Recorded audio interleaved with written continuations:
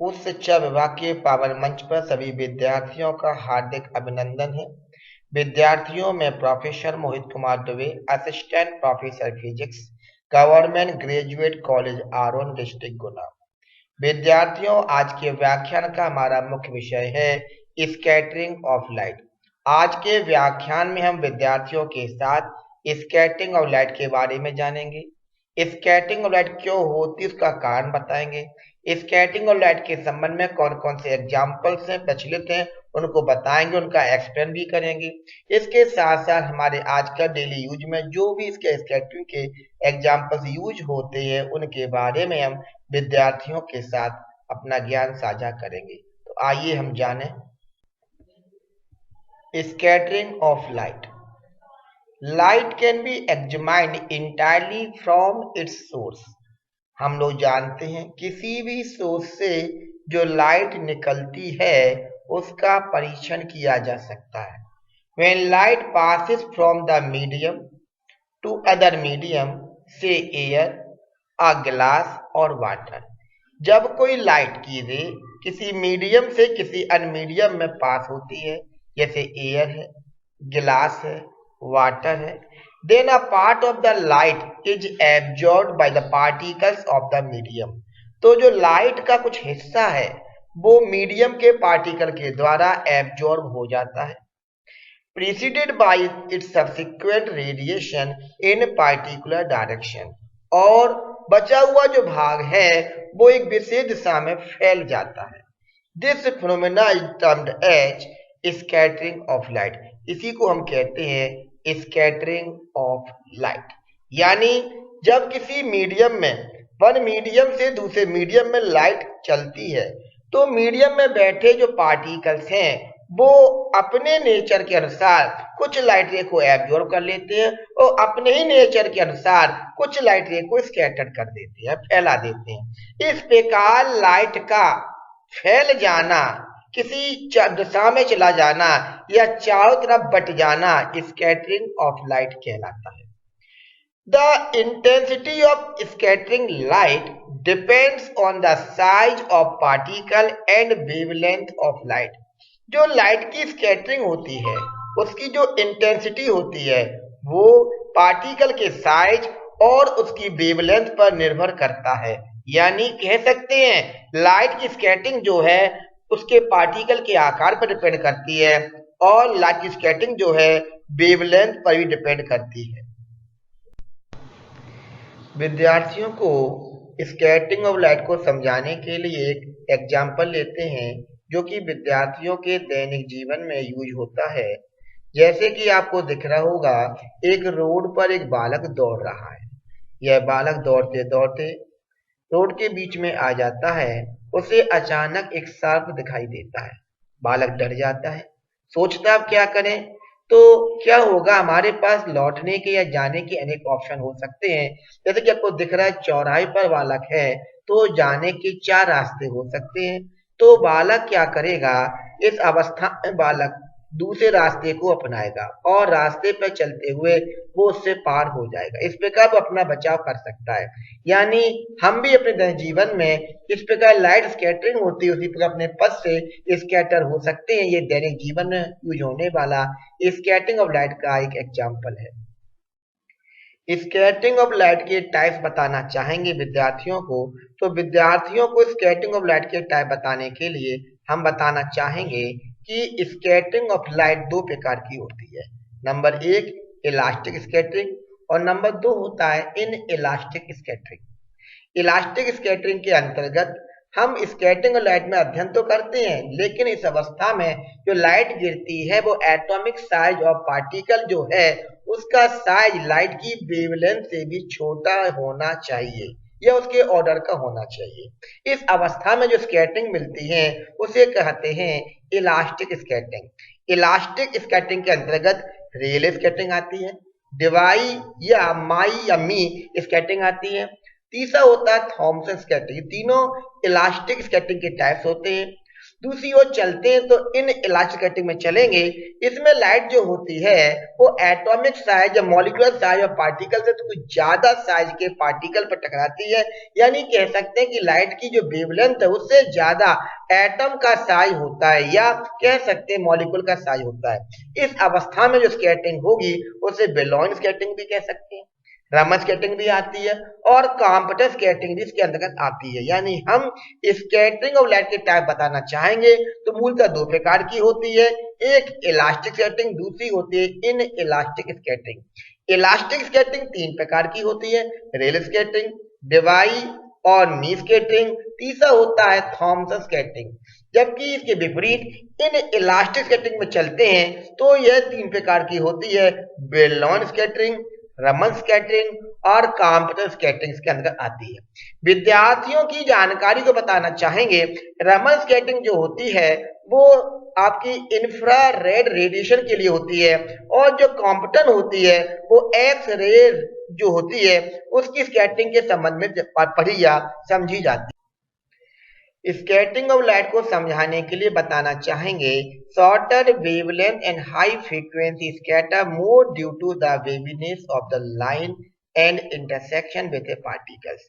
Shorter wavelength जिनकी तरंगदैर्घ्य कम होती है, हाई फ्रीक्वेंसी होती है, उनके चांसेस हैं ज्यादा स्कैटर होने के, क्योंकि जो वेव है वो यदि बेबी शेप लेंगे, बेबीनेस शेप लेंगे, यानी उसकी जो शेप है वो वेव शेप की है। जिस प्रकार मैं दिखाना चाहूंगा चित्र में आपको कि हमें दो प्रकार की शेप ली है, एक शेप का नाम हैगा बेबीनेस शेप और एक शेप का नाम है रे शेप। यदि रे शेप में चलेंगे तो कुछ चांसेस नहीं है, क्योंकि दिख रहा होगा पार्टिकल का साइज छोटा होता है, अतः कुछ रे ऊपर या नीचे से पार हो जाएंगे, कम चांसेस है लाइट की रे के पार्टिकल से टकराने की। जबकि यदि उसके पास बेबी शेप है यानी कि तरंग शेप है तो उसमें चांसेस ज्यादा आएंगे, क्योंकि पूर्णतः वेव पार्टिकल से टकरा कर ही बाहर जाएगी। तो भाई मैं आपसे बोलना चाह रहा हूं, shorter wavelength and high frequency scatter more due to the waviness of the line and its intersection with the particle. The wavier of the line the more are the chances of its intersecting with a particle। Waiver से होने की वजह से particle के साथ इसके टकराने की पॉसिबिलिटी ज्यादा होती है। On the other hand longer wavelength जिनकी तरंगदैर्घ्य ज्यादा होती है, हैव लो फ्रीक्वेंसी, उनकी फ्रीक्वेंसी कम होगी, and they are scatter and chances of the colliding with the particles are less, so the chances are less. अतः वेव शेप की वजह रे शेप है, स्ट्रेट लाइन में आ रही है, तो पार्टिकल के साथ स्कैटरिंग ऑफ लाइट को समझाने के लिए हम रेले लॉ ऑफ स्कैटरिंग बताना चाहेंगे। Rayleigh scattering is the scattering of light by the particles present in the atmosphere। रेले की जो स्कैटरिंग है वो लाइट की वह स्कैटरिंग होती है जिसमें एटमॉस्फेयर में पार्टिकल के द्वारा लाइट स्कैटर होती है।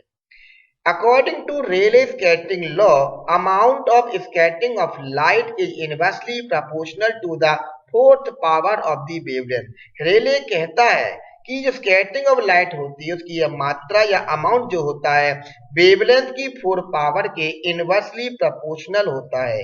यानी हम बताना चाहेंगे आई जो है वो 1/4 के इनवर्सली प्रोपोर्शनल है, यानी जिसकी वेवलेंथ ज्यादा होगी उसकी स्कैटरिंग ऑफ लाइट की इंटेंसिटी कम होती है और जिसकी वेवलेंथ कम होती है उसकी स्कैटरिंग ऑफ लाइट की जो इंटेंसिटी होती है वो ज्यादा होती है। यानी रेड की वेवलेंथ ज्यादा है अतः रेड के लिए स्कैटरिंग ऑफ लाइट कम होगी और वायलेट की कम होती है अतः वायलेट के लिए intensity of scattering of light क्या होगी, सबसे ज्यादा होगी। रेले लॉ ऑफ स्कैटरिंग को समझाने के लिए हम एक चित्र के माध्यम से आपको एग्जांपल बताना चाहेंगे। जैसा कि आपको चित्र में दिख रहा होगा, रेड लाइट के पार्टिकल और ब्लू लाइट के पार्टिकल अलग अलग स्पीड में एक वेव के पथ को फॉलो कर रहे हैं, तो आप देख सकते हैं इनकी स्पीड अलग अलग है। तो बताना चाहेंगे from the relation between scattering and wavelength, आपको मैंने पीछे जो बता रखा है स्कैटरिंग ऑफ लाइट और जो वेवलेंथ के बीच में रिलेशन होता है, तो from the relation between scattering and wavelength the understand that shorter wavelength scatter more, जिनकी वेवलेंथ बहुत कम होती है वो ज्यादा स्कैटर होते हैं। Since blue light has lesser wavelength than the red light it scatters more. हम जानते हैं ब्लू लाइट की जो वेवलेंथ होती है वो बहुत कम होती है, अतः वो रेड लाइट की तुलना में ज्यादा स्कैटर हो जाते हैं। इसका कारण है रेले का जो लॉ है स्कैटरिंग ऑफ लाइट को समझाने के लिए हम अदर एग्जाम्पल आपको बताना चाहेंगे। स्काई एपियस ब्लू, यानी स्काई जो होता है हमें ब्लू दिखाई देता है, यह भी स्कैटरिंग ऑफ लाइट का एग्जाम्पल है। दूसरी बात, danger signal is made up of red, जो खतरनाक सिग्नल होते हैं, डेंजर सिग्नल होते हैं, वो रेड लाइट के ही बनाए जाते हैं, इसका कारण भी स्कैटरिंग ऑफ लाइट होता है।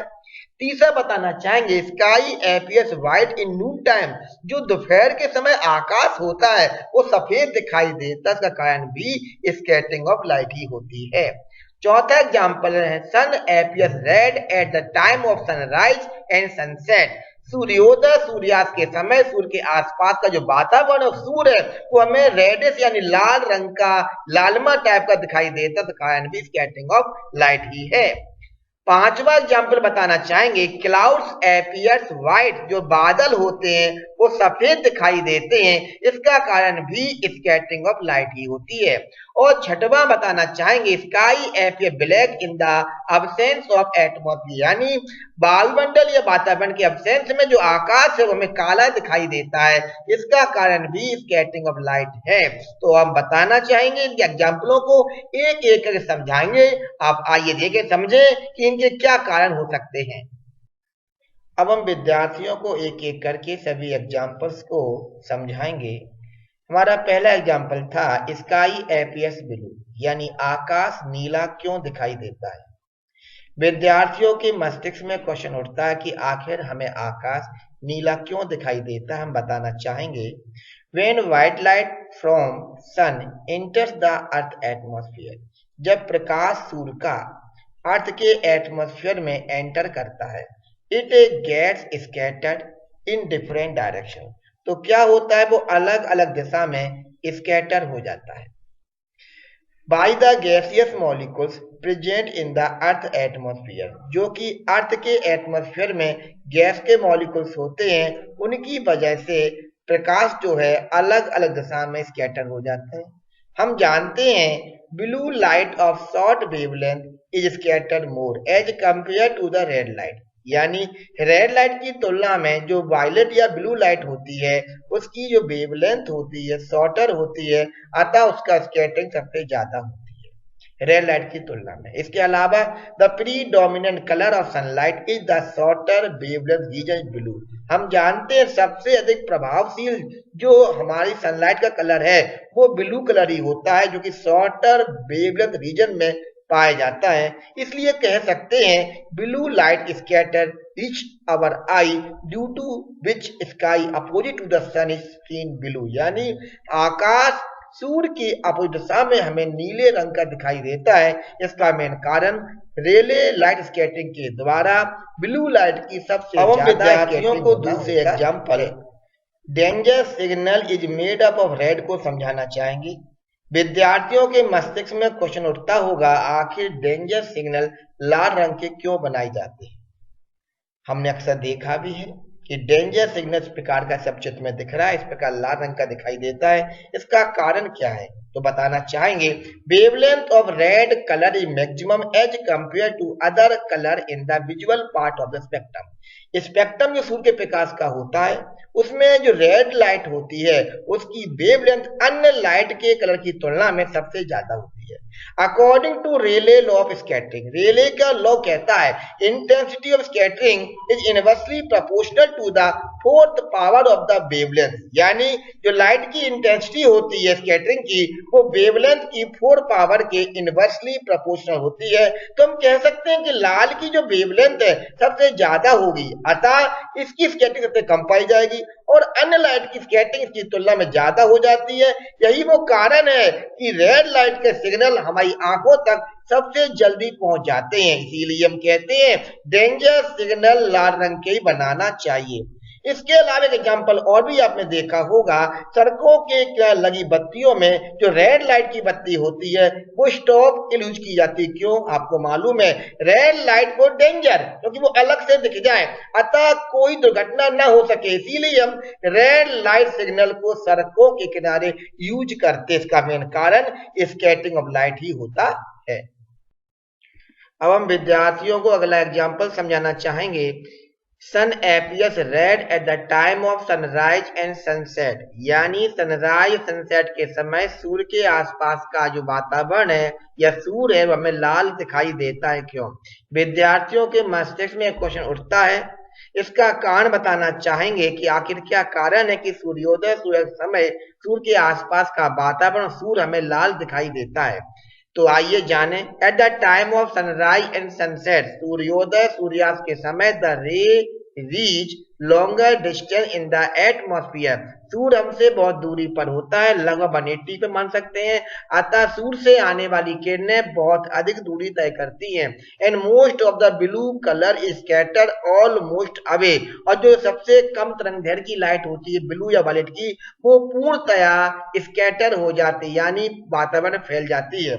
And does not reach the observer, और हमारी आंखों तक नहीं आ पाती है। यही कारण है केवल लाल रंग जो है सबसे कम स्कैटर होने के कारण सूर्य के आसपास का जो वातावरण है हमें लालमा यानी कह सकते हैं रेडिश की बात दिखाई देता है। Therefore sun appear reddish at the time of sunrise and sunset, अर्थात सूर्योदय सूर्यास्त के समय सूर्य के आसपास का वातावरण नारंगी लाल लालमा टाइप का यानी कह सकते हैं रेडिश जैसा दिखाई देता है। हम अगला एग्जाम्पल समझाना चाहेंगे। विद्यार्थियों के मस्तिष्क में क्वेश्चन उठता है कि sky appears white in Noon time, आखिर दोपहर के समय हमें आसमान या आकाश दिखाई सफेद क्यों देता है? इसका कारण बताना चाहेंगे। At noon time sun is above the head, दोपहर के समय सूर्य जो होता है हमारी जो सिर है उसके जस्ट ऊपर होता है। Therefore the ray reach directly and scattering is less, अतः उस समय जो सूर्य की किरणें सीधी ही आ जाती हैं और उनकी स्कैटरिंग बहुत कम मात्रा में हो पाती है, अर्थात all colours scatter almost equally, अतः सभी रंगों का समान मात्रा में स्कैटरिंग होती है, यानी रेले के लॉ को फॉलो नहीं करते हैं। इसीलिए कहा जाता है sky appears white in Noon time. अब हम विद्यार्थियों को अगला एग्जाम्पल समझाना चाहेंगे। क्लाउड्स अपीयर्स व्हाइट, यानी बादल सफेद दिखाई देते हैं क्यों? विद्यार्थियों के मस्तिष्क में अक्सर क्वेश्चन उठता है कि बादल हमें सफेद क्यों दिखाई देते हैं। हम समझाना चाहेंगे।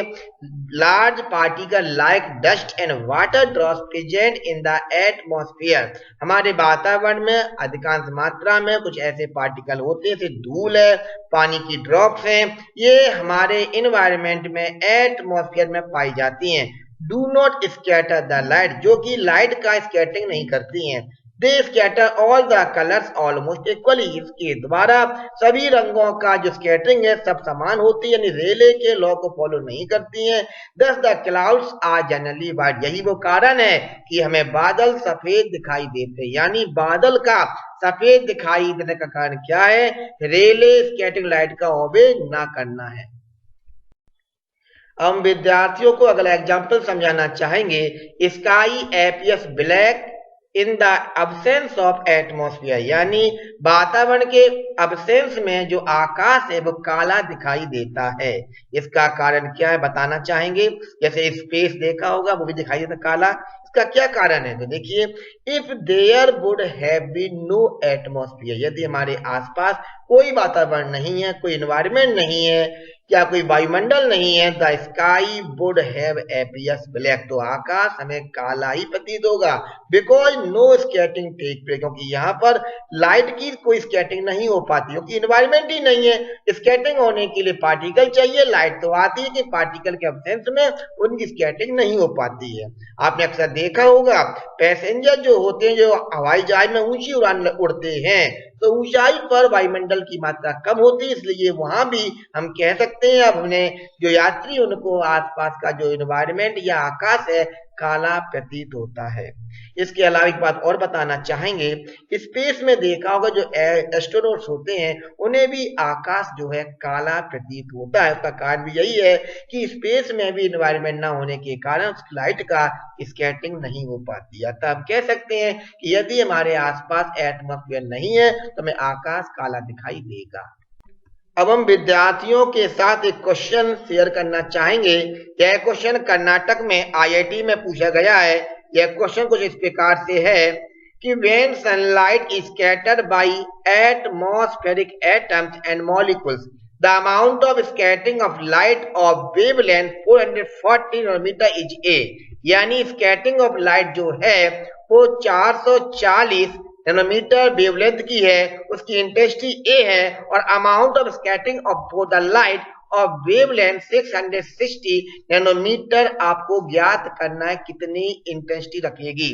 तो हम बताना चाहेंगे कि गिवन लैम्डा का मान ले रखा 440 नैनोमीटर जो हमें स्टार्टिंग में दिया है, इसकी इंटेंसिटी हमें दी गई है कैपिटल ए, हमने IS इक्वल ए मान लिया है और बाद में 660 जो नैनोमीटर हमें दिया गया है वो लैम्डा डैश मान लिया है और इसकी इंटेंसिटी हमने आई डैश क्वेश्चन मार्क लिखा जो हमें ज्ञात करना है। हमने अपनी इच्छा के लिए सुविधा हेतु मान लिया IS डैश कितना है capital A dash. Rayleigh law of scattering हम जानते हैं IS इनवर्सली प्रोपोर्शनल टू होता है 1 upon lambda to the power 4। अब हम IS डैश में IS का डिवाइड करेंगे तो IS डैश का मान ए डैश है, IS का मान ए तो ए डैश अपॉन ए कहेंगे, लैम्डा की पावर 4 उल्टा हो जाएगा तो क्या होगा 1 अपॉन जो पावर है लैम्डा की पावर 4 उसका मान कितना है 440 जो नीचे से ऊपर जाएगा क्योंकि तो एक ही वैल्यू के संगत का मान कितना है 440 और जो ए डैश के लिए मान होगा वो नीचे आएगा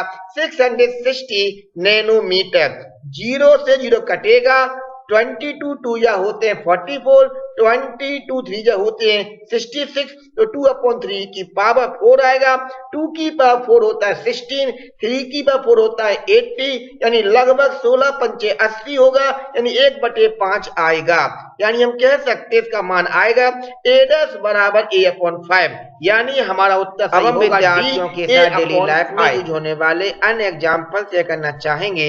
हमारे सामने रेनबो दिख रहा होगा। रेनबो एक ऐसा एग्जाम्पल है जो हमें अक्सर डेली लाइफ में दिखाई देता है। यह एग्जाम्पल जो है स्कैटरिंग ऑफ लाइट को ही बताता है। जैसे कि बरसात के बाद सूर्य दिखाई देता है, सूर्य की किरणों के द्वारा लाइट की स्कैटरिंग होती है और ये स्कैटरिंग का सबसे परफेक्ट एग्जाम्पल है जो हमारे डेली लाइफ में यूज होता है। अदर एग्जाम्पल बताना चाहेंगे जैसे कि आपको दिख रहा है black hole, light scattering on the rotating black hole in the curve geometry. Light की स्कैटरिंग कर्व ज्योमेट्री में भी होती है, ब्लैक होल के बाहरी वातावरण से भी लाइट स्कैटर होती है क्योंकि ब्लैक होल तो लाइट को पूरा एब्जॉर्ब कर लेता है लेकिन जो इन्वायरमेंट का बाहर का होता है वो लाइट को स्कैटर करता है, अंदर प्रवेश नहीं होने देता है। यह भी एक डेली लाइफ में होने वाला हमारे स्पेस में स्कैटरिंग ऑफ लाइट का परफेक्ट एग्जाम्पल्स है। इस प्रकार हमने आपको स्कैटरिंग ऑफ लाइट के बारे में बताया। कोई डाउट मुझे कमेंट करें। थैंक यू, धन्यवाद।